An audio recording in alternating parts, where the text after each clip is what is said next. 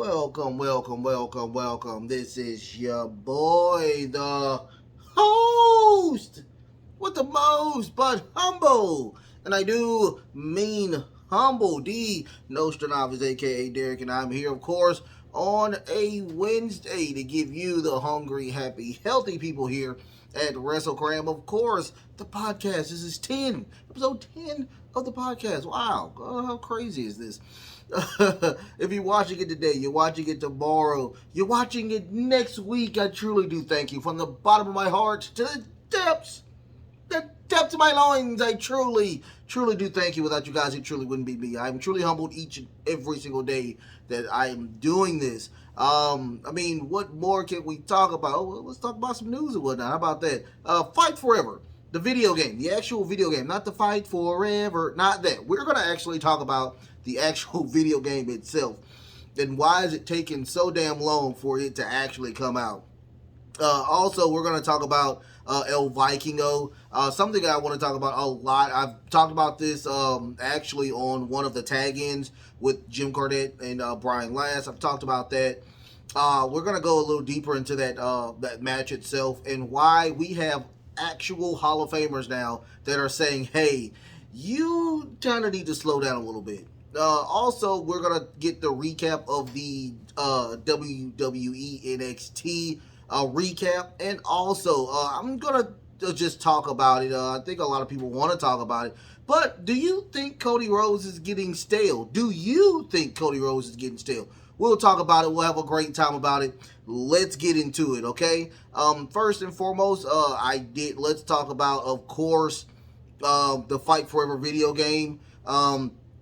If you know me, if you know anything about your boy D. Nostradamus, one of the games that I truly, and I will say this, truly enjoy playing was the WCW versus the World, or I think that was that game right there. I thought it was really fun.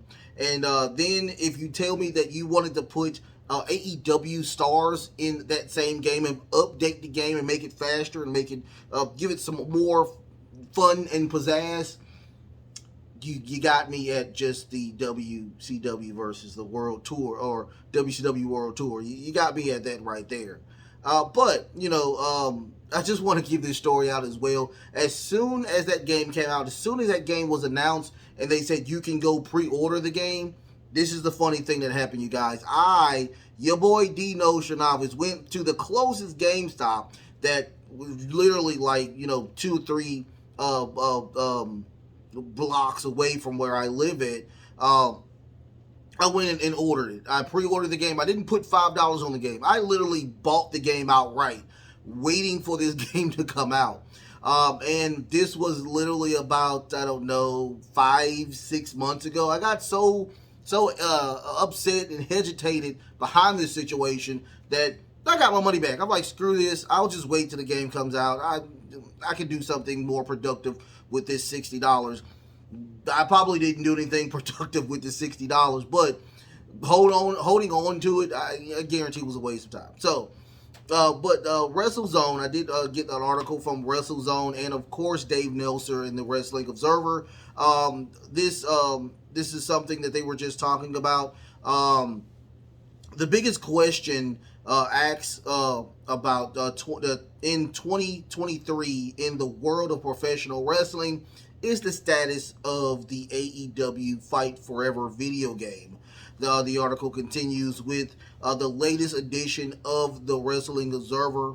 It was reported that AEW Fight Forever was basically ready to go, and the publisher, THQ Nordic, needed to announce a release date. However, THQ Nordic global senior community manager Zibbies, I guess, shut down the report by stating that the game isn't ready to be released yet. It goes on to say that this has led to many fans questioning what's really going on regarding the status of the game.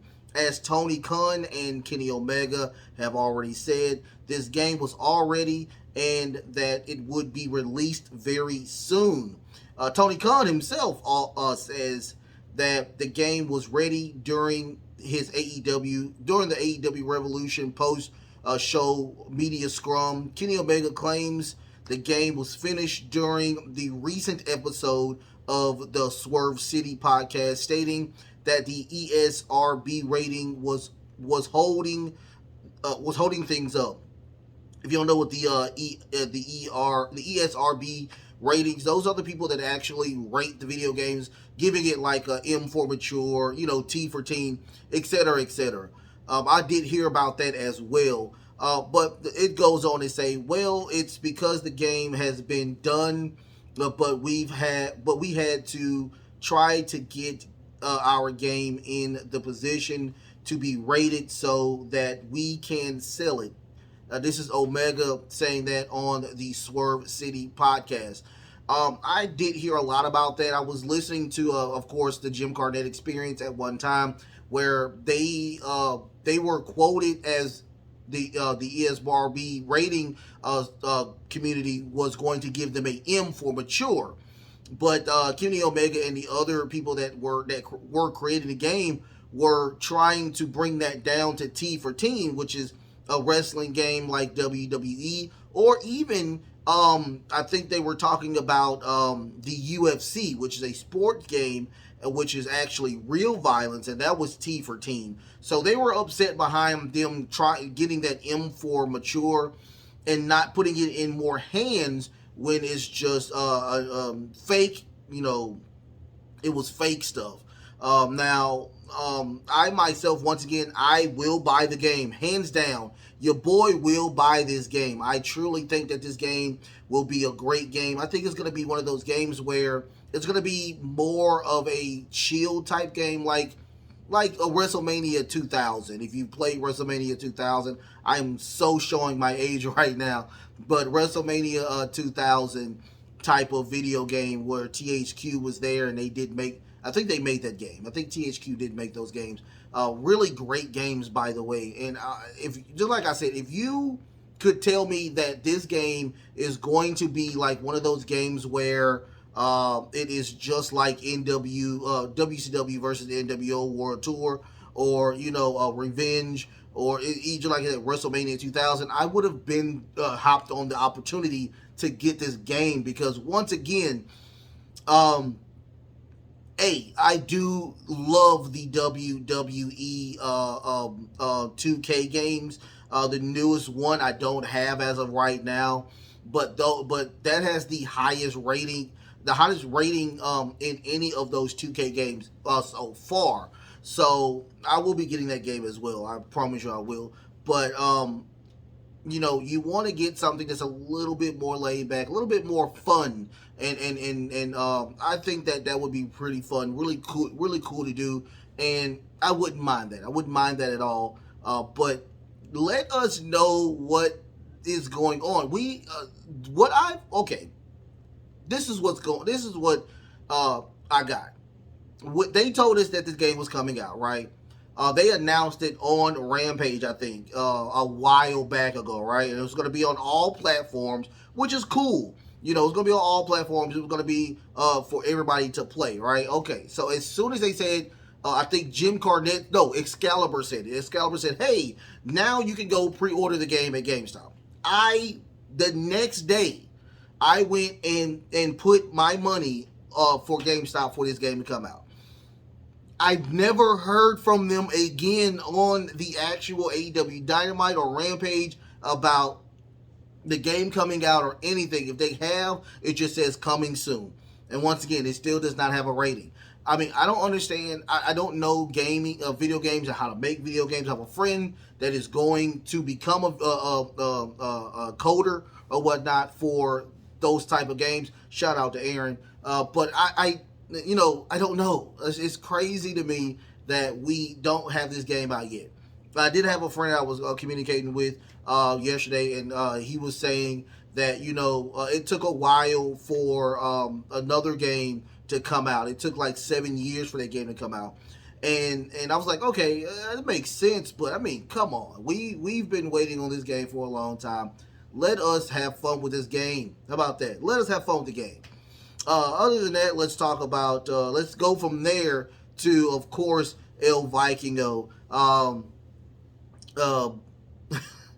I truly think that everybody has heard or say everybody heard me say that the Kenny Omega and the El Vikingo wrestling match was not a match of the year caliber. I truly do not believe that.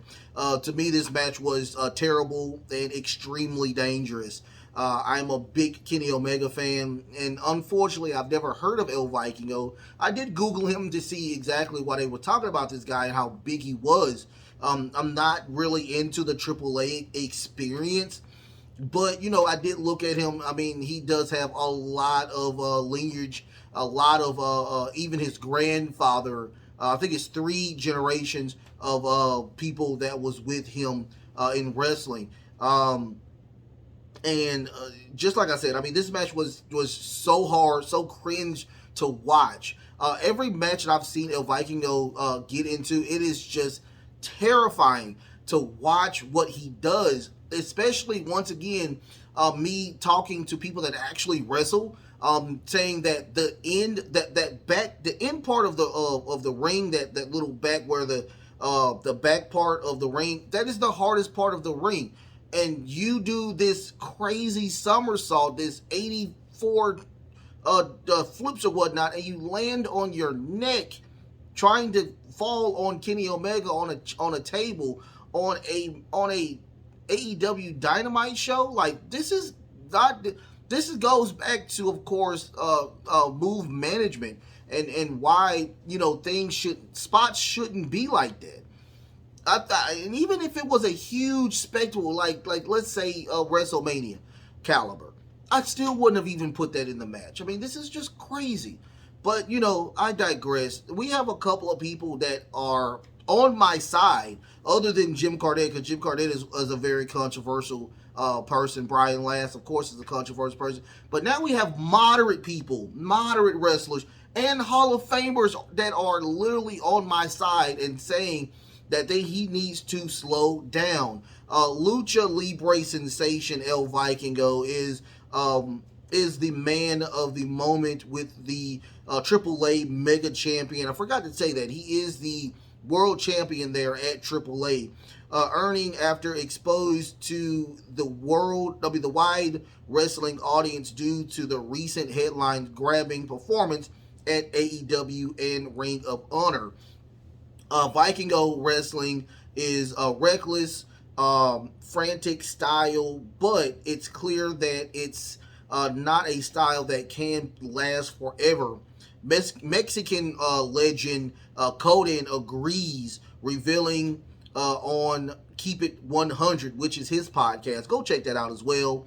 That he and Rey Mysterio, a recent legend or Hall of Famer for the WWE, have already given Vikingo advice in his future.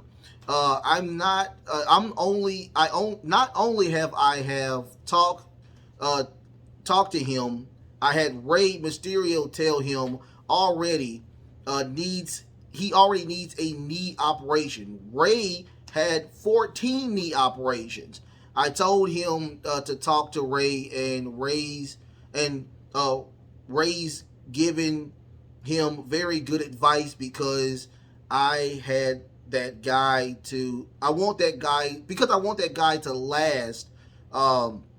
He's talented and he's good. He's a good kid, says Conan.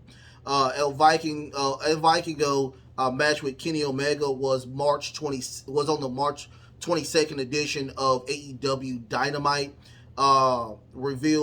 It's received critical acclaim, with Dave Meltzer awarding the bout 5 stars. Vikingo went to have several matches showing from like Ring of Honor. I think he was on Supercard defending against I think it was Commander and GCW over the WrestleMania weekend, and also revealed widespread acclaim.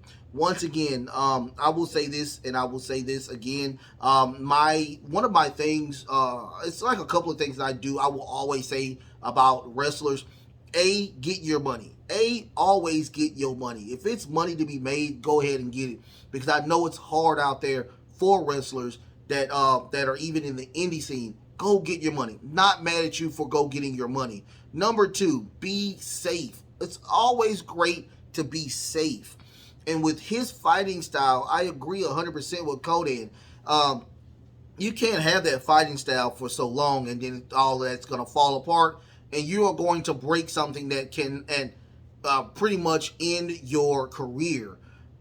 He's a very short guy. He's around I'm short, but he's like 5'6", 5'7". He's a really not tall guy, and I just hope that he understands that you can have a lucha libre style, but not a lucha libre style is going to get you not getting your money.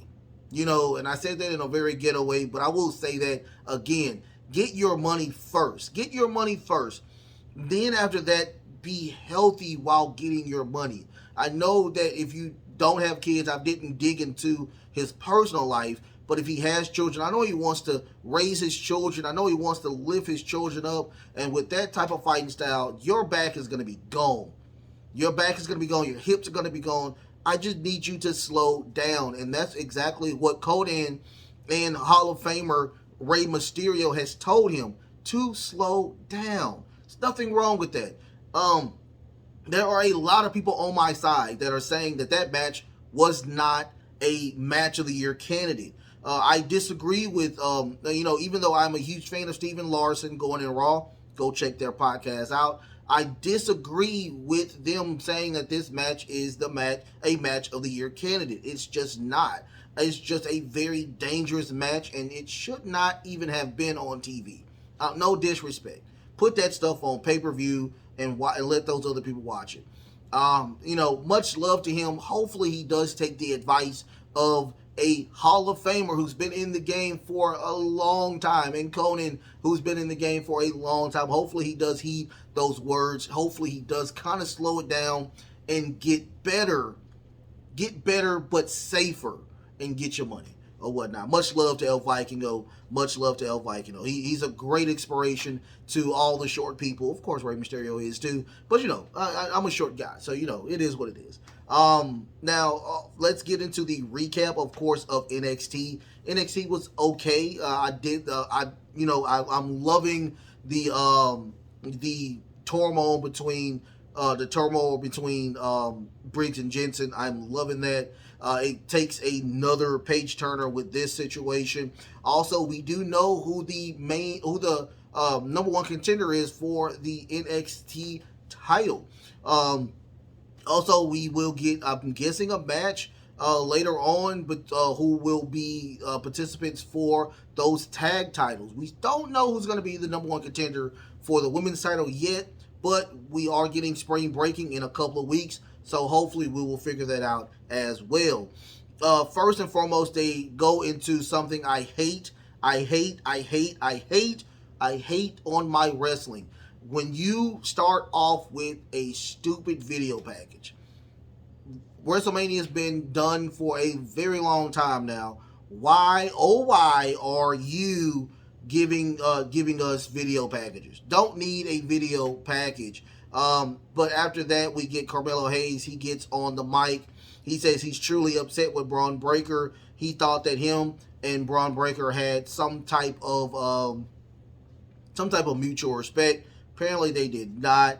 There will be a fatal four-way for the number one contendership for the NXT title. He says that he will have Braun Breaker there for that fourth spot because he wants to face him again. He said that they will, of course, be this match, this rival will last a very long time. Out comes, of course, Dragon Lee. He gives respect to Carmelo Hayes, but he is there to face the best. He points at the belt. He says, hey, you are the best, so I'm coming for you. JD McDonough comes out. He says, in 1 week you've been destroyed by Braun Breaker. He did not like that as well. He says, which is I thought was pretty cool. He says, he said, ego is loud, but confidence is very, very silent. After that, we get of course, Grayson Waller. Grayson Waller comes out. He destroys the fans. He says, Dragon Lee doesn't know English all that well, so he calls everybody else stupido, and he's going. He guarantees that he will be the #1 contender. After that, we get Kiana James and Fallon Holly, and they are still going back and forth. Apparently, Jensen is not going to be by the side of anybody, but they do have a rematch for those titles tonight. And Kiana says, "I need the absolute bitch, the country bitch, to come out. We do not need to win these belts clean. We need to win those titles by any means necessary." After that, we get the Isla Dunn and of course Elba Fire versus the Fallen Henley and Kiana James for those tag titles. I knew before this match even started that they were not going to retain these titles. They were kind of flowing really good at one time. Kiana James is truly a vision, and I say that she is right now. She is WWE main roster bound. Out of anybody that's in that women's roster, it's only 2 people that I think are really, really main roster bound. It is Kiana James and Zoe Stark. They are really, really, really good. So Kiana was in the match a lot. She finally gets to Fallon, and she acts a fool as well. Great job. Jensen finally comes in, grabs that purse that Kiana James has, and gives it to Fallon. She does not want to take any type of dirty tactics. She wants to win. She wants to win the right way. The referee sees that Jensen is in the ring. He sends him out. He is ejected from ringside.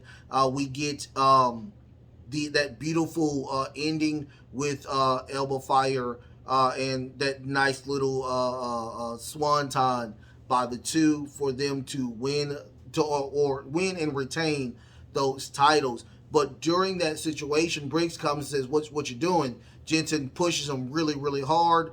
He grabs his woman, Kiana, and they go away or whatnot. So, I mean, this is getting very interesting. I can't wait to see what happens. I guarantee we will have a battleground match. That's what it looks like. We get a Noam Dar video package. He is the cup. I forgot what that cup is. He's that person's champion, I guess, or that the Founders Cup or whatever. He's that person's champion. And he's looking for suitors to wrestle him. So we'll see what happens with that. After that, we get the Chase University celebration of Duke Hudson. He is officially the MVP of the university altogether. I thought it was very awesome until we get Braun Breaker. Braun Breaker comes out. He says, "I do not want that title." I think he thought that title is very, very bad.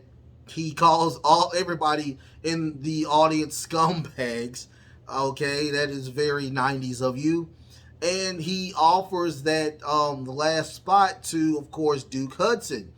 Before he leaves, he gives Andre Chase a huge spear for that to happen. Duke Hudson grabs his trophy and rolls out of the ring, avoiding confrontation with Braun Breaker. Braun grabs the Chase U University flag, breaks it in half, and rips it up or whatnot. That was pretty. Braun Breaker he's full-fledged heel now. He is completely full-fledged heel. Last week he was not. He was just upset because he really did lose in a dirty type of way. So it is what it is. After that, we get JC Jane, the girlfriend of Braun Breaker, who is a complete heel, and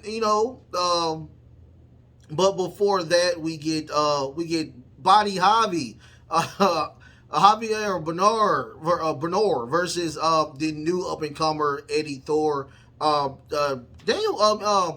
Damian Kim came out to watch the match. I'm guessing he is liking what he sees with Eddie Thor. Eddie Thor does win with a nice double arm takedown maneuver for him to win. Damian Kemp does give him his flowers, and he leaves. After that, we get Gallows.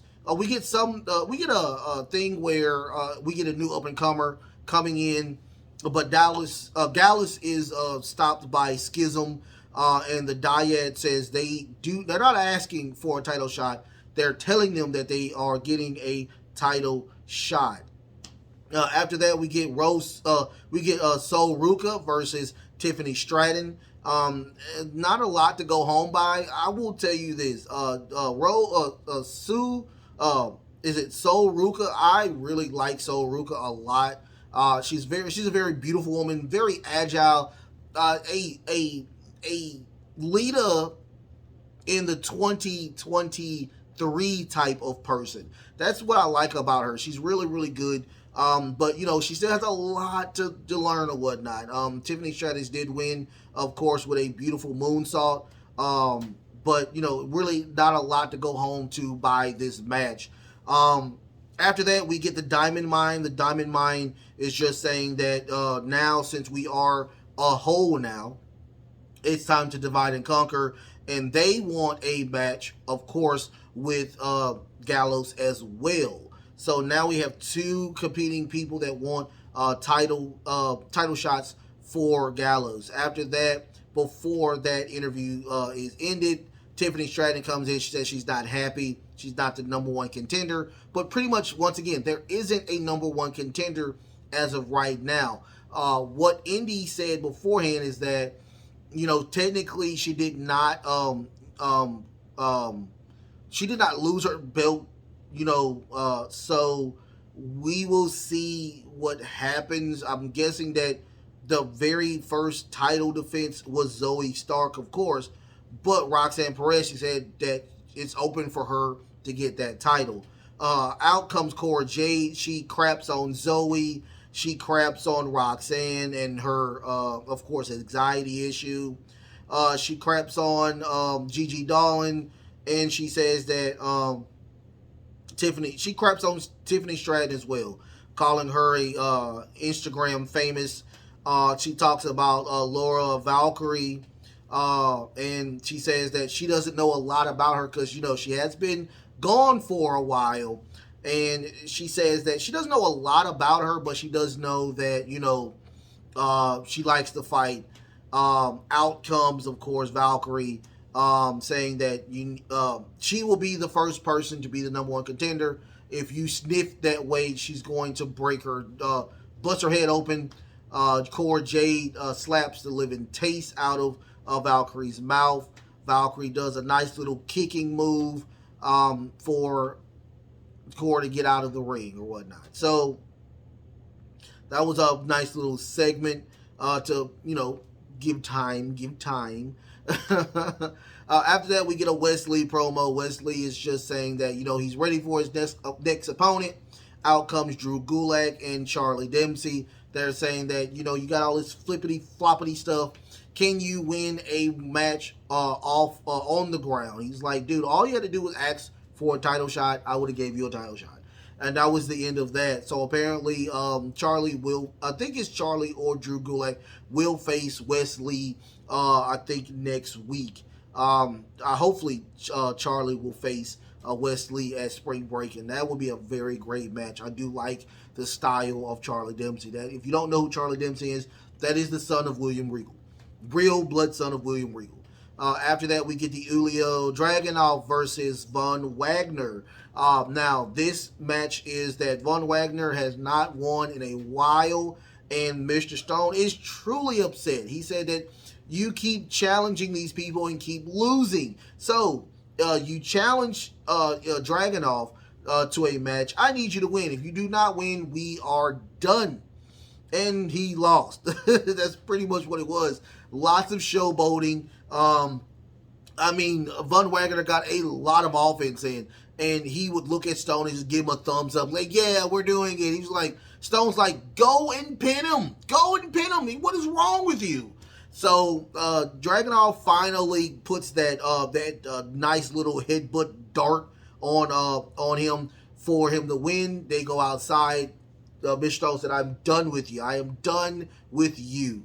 After that, we get Dijak. Dijak comes out. He is to me, he's the big boss man 2.0 as well.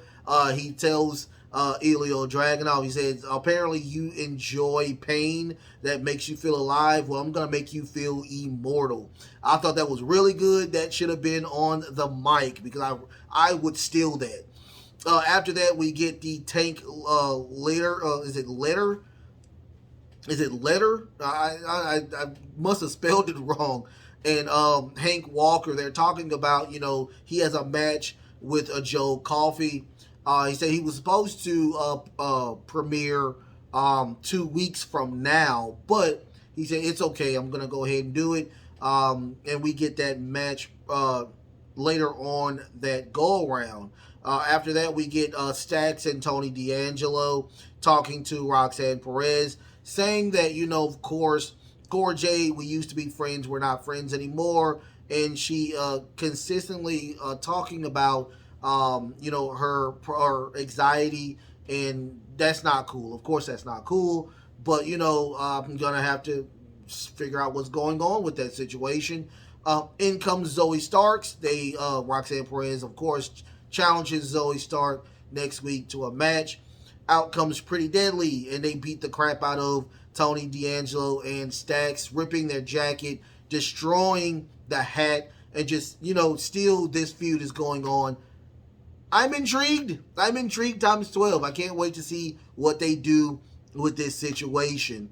After that, we get the match between Joe Coffey and is it Tank Letter? I don't know. But Joe Coffey, he's already announced that he is going for gold as well. And it was a pretty decent match. I really like this Tank guy. He is really, really good. They say that he is one of the graduates of the most current slew of members that they are trying to pluck from. They're trying to grab people that are collegiate level type of athletes, and he's one of those members. He could sell. He's a really good seller. I enjoy watching him. But once again, Joe Coffey did win with a nice lariat for them to win. After that, we get the Dyad came out, and of course, the Creed brothers came out for them to build a match next week. I think it's a triple threat for those titles. After that, we get the Fatal 4-Way. That's Duke Hudson, that's Grayson Waller, and J.D. McDonough, and of course with Dragon Lee. Duke Hudson, when I tell you that he was on top of a lot of stuff right now, great job to him. Man, beautiful double back suplex. He also was doing, like, he would put him on top of his shoulders and just drop him on the ground. I think Duke was so over yesterday that they did not do an audible for him to take that, to be the person to win that match. But that didn't happen. After that, we got JD McDonough. Everybody got, like, their stuff in. JD with a beautiful suicide off the top rope. No, he did a beautiful springboard moonsault off the top. Onto the outside. Grayson Waller, he did win this. And my thing is, I like Grayson Waller, but I'm just like, really, do we really need to do Grayson Waller over and over and over again? But Grayson Waller did win with that beautiful stunner and pinned, I think he pinned Duke for that win. Now Grayson Waller is the number one contender for that title. We do get the champion again, Carmelo Hayes, coming out, showing him the belt. They will face one another at spring breaking in 2 weeks. Let's talk about Cody. Do you think Cody is getting stale? I'm not going to say no, but I'm not going to say yes either. I don't know. Was it because 50% of the Raw roster were not there at the time, but I think what's going on is that they are giving us way too much Cody when we don't need Cody a lot. I know that Cody has a very complex contract with the WWE, but the thing is, when he was on AEW, he got stale because we seen him all the time. And we consistently saw him with these crazy... And here's the thing. When you have nothing to talk about, and you start talking about crazy stuff, that's where the issue comes in. And that's what happened to Cody in the AEW, especially when he fought a Go-Go. Which we have not seen in a very long time with AEW. Is he in the comments? Is he still part of AEW? I'm just trying to figure that out. But it's just weird that we see him all the time. I mean, yes, he did lose to the Tribal Chief. Yes, he will not get a title shot for a long time. Yes, he needs another opponent. I understand that we need to keep him on a higher caliber. It's okay to have him on a higher caliber and have him face Brock Lesnar. I'm cool with that. But do we need to see him every single day? Giving these extensive promos, which we know eventually they're going to be really weird. I personally will say we need to pump the brakes on those promos. We really do. Because it's getting to a point now we're going to get the exact same Cody that we got in AEW. No disrespect. Once again, no disrespect. Do I think Cody Rhodes will win those titles? That's a possibility. But all I'm saying is that with so much time in 3 hours that we have for Raw, it's getting to a point where, okay, if he wants to wrestle, go ahead, wrestle. I'm not mad at that. Because Cody puts on really great matches all day, every day. Not saying that. But, the thing with WWE is that their promos get, and now since we have Vince McMahon back, their promos get a little bit long, and it gets a little bit, if it's only one person and they got the camera, it gets kind of weird. And, the only person I think that can really do a really great promo back to back is Seth freaking Rollins, because he is more innovative than Cody Rhodes when it comes to on the mic.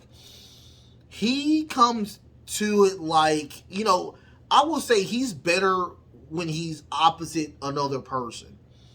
And I loved when he was facing Mike, going back and forth with Paul Heyman. Great segment with that.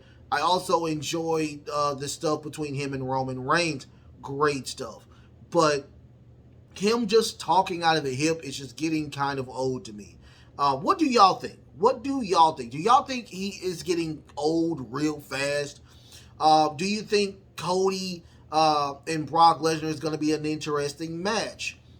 I myself don't think that. I think that they could have put Cody with another person other than him. I mean, there's a lot of people that are itching to get a match with Cody Rhodes. And Brock is one of those people that are on the, I'm not going to say on the downside of his position, but he is one of those people that are like, his matches aren't 10, 12 minute type matches anymore. So we'll see. In the comments, what do you think? Do you think that I'm over exaggerating? I mean, I might be, but it just seems like something's really weird with this situation. Also, AEW Fight Forever. Do you think that this game is coming out pretty soon, or is it going to be on hold for a little bit longer? Also, El Vikingo in the comments.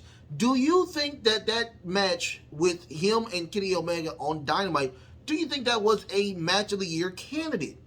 Also, the recap of NXT. What do you think about that situation with Carmelo Hayes and of course the new number one contender in Grayson Waller?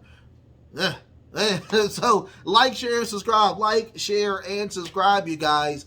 Don't forget. Do not forget. I do have a Facebook group page. It is called WrestleCram Super Club. WrestleCram Super Club. Go in there, have a great time. I'm in there posting all the time. If you want to debate with me, just hit me up. I promise you, I will let you know. Just don't be a dick. Just don't be a dick. It is a public place. It is not private. Anybody can join. Y'all have a great time in there. Just like I said, like, share, and subscribe. Like, share, and subscribe. I love y'all so much. The best is truly yet to come. The best is truly yet to come. Until next time, love, peace, and of course, wrestling.